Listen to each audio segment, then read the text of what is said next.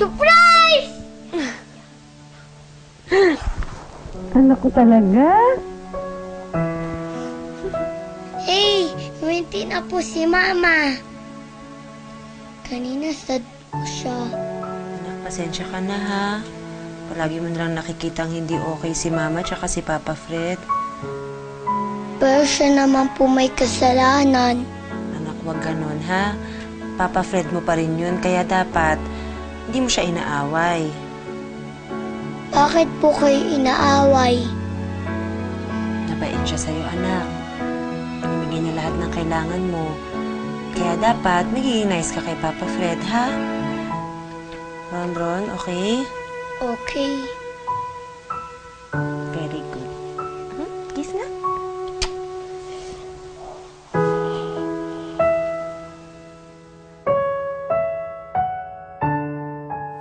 Iniisip ko rin naman si Ron.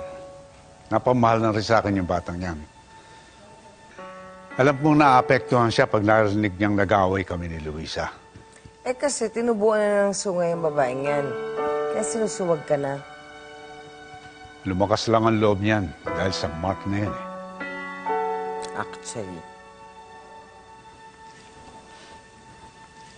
Mabilis ang aksyon ng university. Sinuspend nila agad si Mark.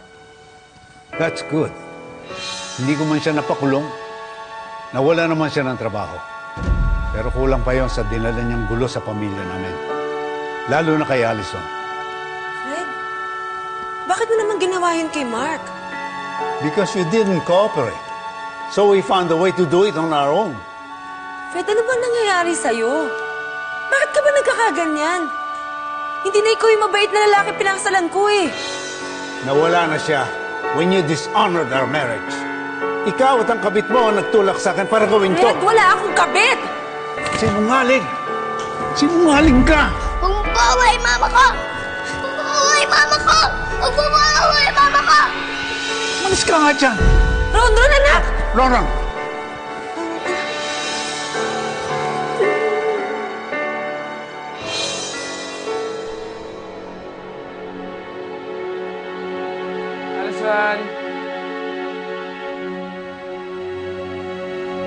Allison, you're here. I know you're here. I saw your car. Allison.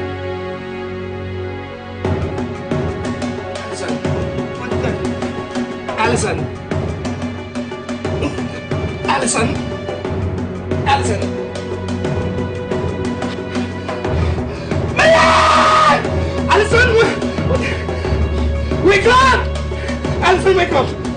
Wake up! Allison! Mayan! Mayan!